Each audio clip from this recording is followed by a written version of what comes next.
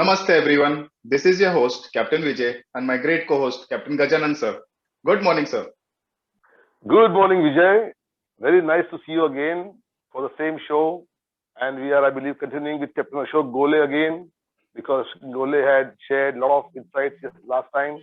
And we still had to ask him about, the NSPC certificate and things like that. So this is the episode for that, where, a lot of technical details are involved. So let's get Captain Gole on line without wasting the time. And I'm sure, the viewers, like last episode, they will enjoy this episode also. And they will, appreciate our efforts in putting through this YouTube channel. Yes, sir.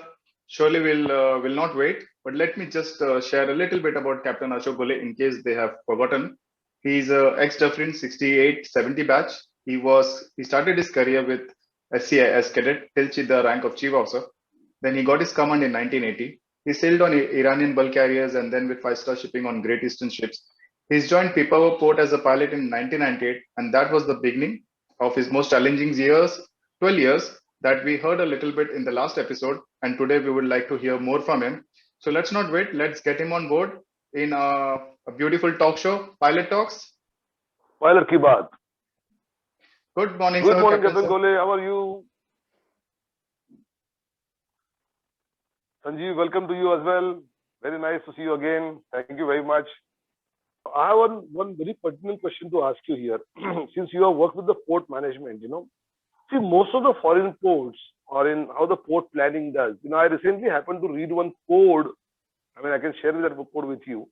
A code for building of ports, and we are dwelling upon that code. That code is a very old code during British's time. And it gives you a lot of information about, of course, I mean, not handling today's size of the ships of, of 20,000 TEUs and all that, and VLCCs and, ultra cape sizes and all that. But, how it happens in other part of the world is that entire port planning is done first. Probably money is put on table by the promoters. The entire port is made in, with all respects of, marine kind of a spatial planning. And then, the port is put in operation. Okay, smaller improvements of, putting this here and putting watchtower here and watchtower there can be done later on as the need rises, because it's again a continuous improvement process, whether you have to improve the safety of navigation and safety of environment. But I don't know, I've seen, like, we have about 200 minor ports coming up in India. There are 13 major ports. All these ports have started in that, that haphazard thing, like all our Indian ports somehow, like, say Haldia port. Today also the port is not up to the mark. I mean, even the roads inside the port, the connectivity between the berth, the oil jetties are not up to the mark. When I used to visit these ports, even Vizag port, where those used to visit as a master loading iron ore there. I mean, the entire port was in, in a pathetic state. Now, of course, Swachh Bharat is there and the ports have been cleaned up. But why can't, that what it takes for a management, to decide this, my question is simple as to, every day a person like Gole is required to fight, take the matter forward and convince them. Why can't promoter understand that shipping works this way?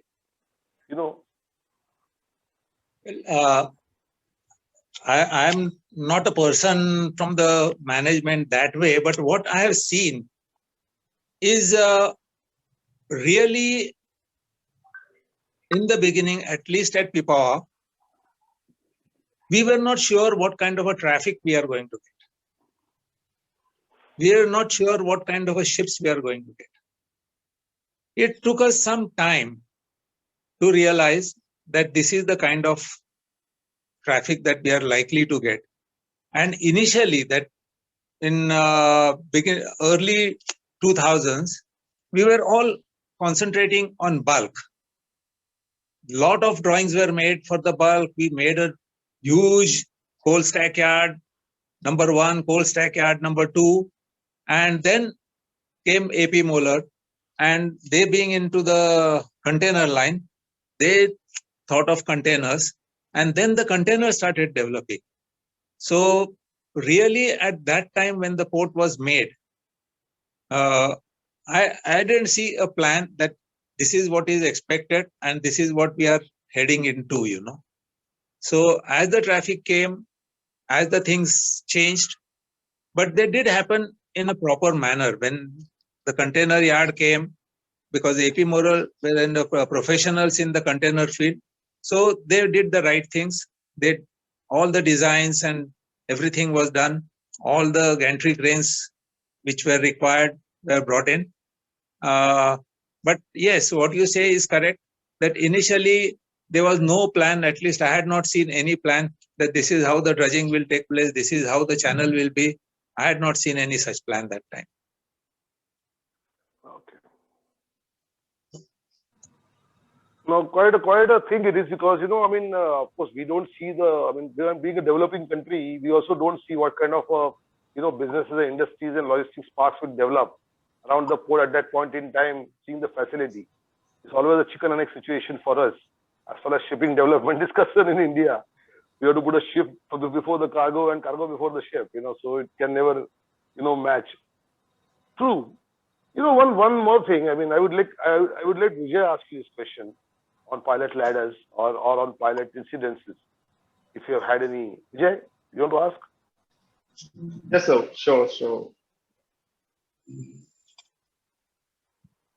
So, since you have been a pilot and involved in the development of the Pipavav port, any ideas or suggestions? Like we have been having this pilot boarding arrangement. In fact, accidents happening more often. Many of the seafarers, including the officers as well, they are not aware of the correct pilot boarding arrangements. Even though we have the IMO posters, we have the guidelines, everything, but still. Nowadays, most of the pilots are active on social media. They have their own websites. They have been posting the pictures of all the non-compliant pilot ladders on whichever ships they board. So, if you could,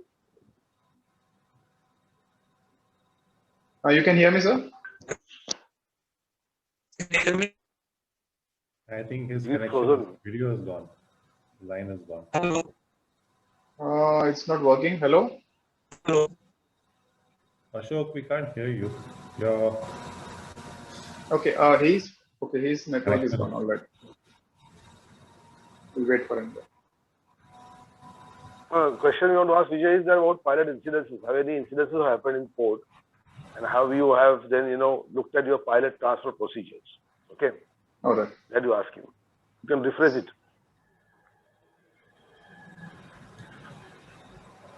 Sanjeev, sir, you can ask question on pilot training. And that's it. We conclude there. I would like to ask about this NSPC, because that was the first port where we had NSPC certification. Okay. Very good. Ask him. NSPC. Okay. It was a training of the pilot also. Okay. Yeah. Can you hear us now? I can hear. I think your video is off. Your video is off. You're coming in from two connections. Right. Oh, you are back. I think your connection is unstable a little bit. You know? Okay, he'll rephrase the question again. Vijay? Yes, sir. Captain Ashok, sir. It was a pleasure listening to you so far. I have one question. It's regarding the pilot boarding arrangement. Since you have been a pilot as well as involved in the development of the Pipavav port, so can you just advise if any incidents that have taken place pertaining to pilot boarding ladders or pilot boarding arrangements? Fortunately, we didn't have any accident while pilot boarding, but boarding especially during monsoon, because we had to board outside in the almost open sea, and that was quite challenging. And we find that the pilot ladder is one issue. That is, nowadays, I think the pilot ladders are more or less in good condition. But making a lee for the pilot, you know, many of the masters are not able to make the required lee for the pilot. And if that particular lee is made for the pilot, then it becomes easier and safer for the pilot to board also. And for that, I think what we used to follow there is the pilot who is going there to board a incoming vessel. He will tell the master which direction he should head and what speed he should keep. And once the master has done that, then it was, I won't say it was easy in monsoon, but yes, pilot could board safely there. And luckily, we didn't have any incident there of pilot falling in the water or something like that. Because we were very particular about having that lee, and pilots also, one of the things in our training, we said that the pilot, before he starts doing it independently, he has to do some piloting with somebody else during the monsoon, because boarding and disembarking also was an art, there. You have to do it at the right. If the swell is there, your boat is going up and down, and if you board, you step on the pilot ladder when the boat is down, you are in deep trouble, because then very shortly the boat is going to come up. So when the boat is riding the swell, that is the time at the highest point you have to get onto the pilot ladder. But I think main thing is that one of the thing was the lee, and if the lee is made, then it's not all that difficult to board the vessel only during the monsoon. Otherwise, during the fair weather, we didn't have much problem there. All right, sir. So I understand that, of course, we also know that during monsoon, it's very tricky and very dangerous for the pilot to board the vessel with that the heavy swells. So yes, maintaining the lee is definitely very important. And nowadays, I've seen this pilot control, they themselves inform the masters to keep this heading, keep this speed. And then master also, he knows the true wind direction at that time. It's now easily available. Early days we had to calculate, but now this shows true, relative, everything. So that it easily can make out which side is a lee. And then safe pilot transfer takes place. So thank you, sir. But, people one small find thing it slightly. to ask you. Yeah, Is this in your SOP? Is there any SOP for pilot transfer procedure you have? Developed any SOPs for the pilot transfer procedure? I think I'll be able to answer that. Captain Gore had left in 2010. These SOPs, standardization took place a little bit later, when it started becoming incumbent, when people started requiring it, like say from management also, from the various other departments, they wanted to require operational procedures. So in Marine Department also wrote up some procedures. So that is the time when we developed all these things. So we had extensive SOPs right from training of pilots, boarding of ships, disembarking from ships. We had the tidal windows. We had even the training of ready officers, the training of mooring crew. We used to have safety meetings regularly, every month, regularly have these safety meetings. Then we'd also have our interactions and safety meetings with the other departments. Positioning of gantry cranes clear of the bow and the stern, so that container ships with their flare and their counter would not come in contact with them. That thing we used to take care of 15 years earlier, and now we're hearing of it nowadays, and in these ultra-large container ships knocking trains over regularly. We used to do this years ago already. We had it in our procedures. And Captain Gore was involved in getting the first certification, safety certification for the port's operations. Perhaps you can tell us about that, the NSPC clearance. It was quite an achievement that we had. I think first private port, and we had the NSPC clearance, and they were pretty happy with what we were doing there. So Captain Gore, could enlighten us on that? Yes, although it is not a law, it wasn't a law that time, but navigational safety in port certification was required, which has to be taken from DG Shipping. But although DG Shipping gave the certification, the inspection was always done by a team of representatives from DG Shipping, NHO, and DG Lighthouses. So their representative would come and they would do the inspection. It was very challenging because first time when we called them for our inspection, and we thought we had a lot of things ready. It so happened that when the team came for inspection, that day evening, the port had total blackout. Total blackout. Some power failure in the grid and total blackout. They couldn't see anything. Everything was dark. The jetty was dark, and they were quite cut up about it. But still, next day, again, they had the inspection.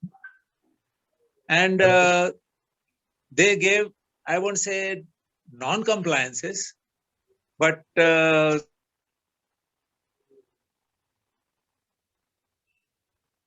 were happy that they could see the leading lights, and all the channel boys were brightly lit. They're all working on their batteries. So that way there was no issue for ships coming in and out. But it was dark, yes. Everything was pitch blackness. So it was more 2100 issue. showing Yeah. our channel, you know, it was actually published in 2008, this chart. And that itself was a big exercise, but yes. And part of the NSPC requirement was this chart.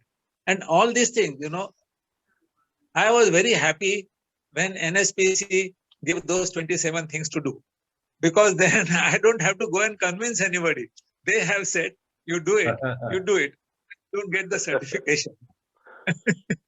So in a way, it made my job a bit simpler. Small things were there, but yes, they required to be done. And a lot of work had to be put. And we wanted to have the NSPC clearance also as soon as possible. So getting this chart done from our hydrographic office was also a task for me, for which I went to Dehradun. That is where the office is there. And I met the commanding officer, very nice person. Fortunately for me, he was also from Maharashtrian.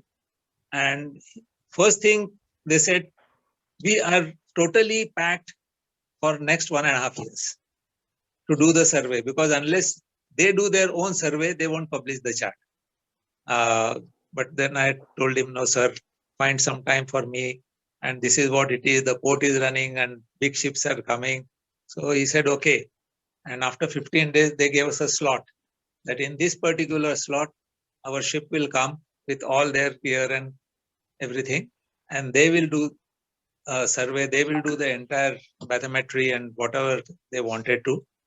And that was the experience again, doing the chart, because the way they check and counter check.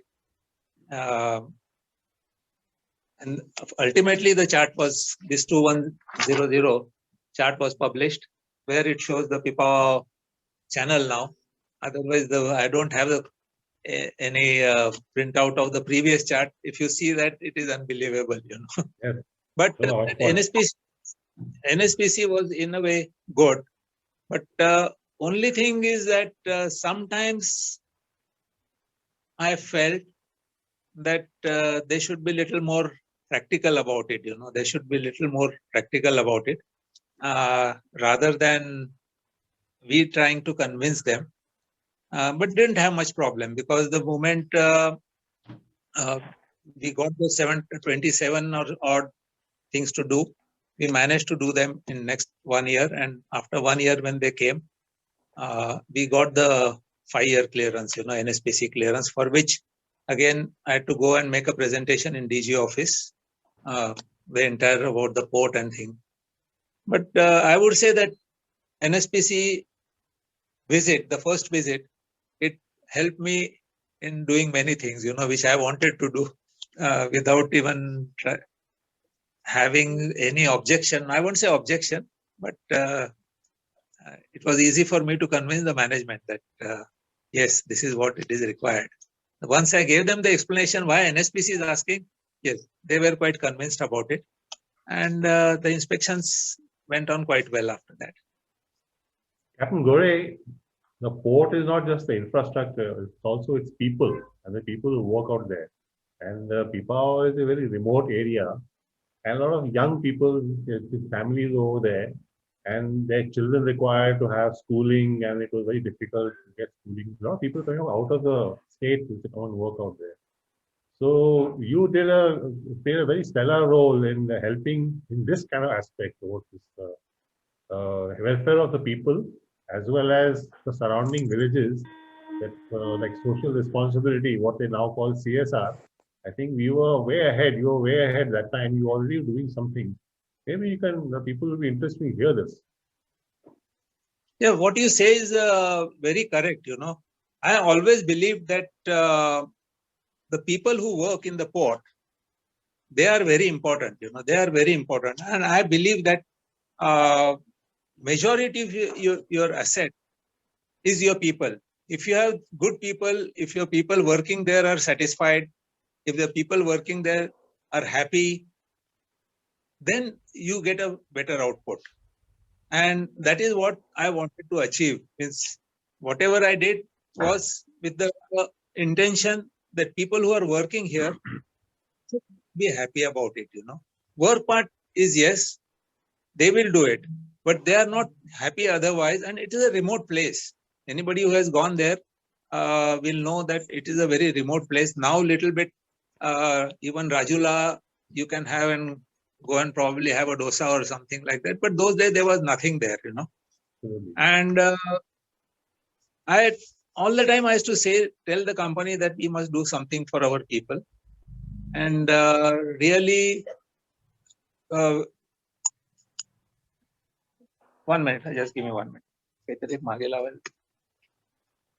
That box. You want 6 minutes to go, so I think we need to wind up now. Yeah. Okay. No. So I'll go on that quickly. So a few things was the accommodation which was bad. So I got after the management, and they agreed to do the refurbish the accommodation till the new colony came in. So that was one part which I was able to convince them. Then a pre-primary school which I was able to convince that we should upgrade it and do it in a better way. And then again, management was ready to put in money there. Although I initiated it, my wife was also staying when I was harbour master, and she being a teacher herself, she played an important role in that school. The first thing we did in 2004 was forming a sports club. So evening people can play and do some, because otherwise there was no entertainment. Those days there was no TV also, we didn't have big dish antennas or anything like that. So that was one thing, yes, people. But one more important thing is that initially when we started, our control room was way away. It was nowhere near the jetty. And who would come and work there as a radio? So I decided to train the local people who could speak some English, and I managed to train them. And those are the people who became the control room operators. And that did really help, that people thought, yes, local people are getting a chance.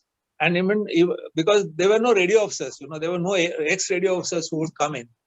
And even today, I think we have almost all the radio operators who got trained there at Pipavav. They are not mariners, and we make them do some courses and things like that, just to get the hang of it. But they are all come from the local area. As long as they can speak English, I think we have one lady radio control room operator also. Yes. I think she's done some engineering, but she's also staying there. And developing the infrastructure for people to stay, their mess, their eating facilities was very important. And the company really did that, that was a good thing for me. And of course, all credit should go to you.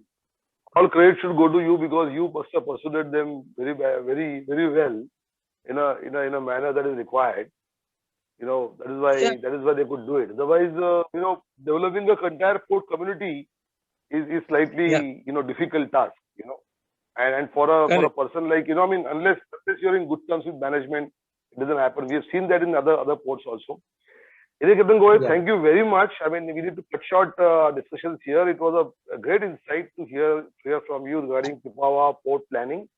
And Yeah. I don't think we have anybody else who could come on the show and tell us about this in India at this point in time. So there may be people, No, thank you. but not in our It was close circle. very, very nice talking to you all. And thank you very much. Yeah, it was very insightful for us, and I really appreciate that you took your time out for Sunday. You can go back to your Australian Open tennis tournament now. Final match is still on. The results are out already.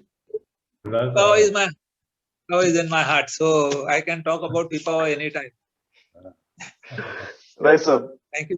Thank you so much, sir. Thank you. Even being a non-pilotage background, I learned a lot about Pipavav, how you started from scratch and how you developed the port infrastructure, the dredging part, and the certification part was literally new for us, because we just we have a charts, we go pick up a pilot, the pilot takes care of everything.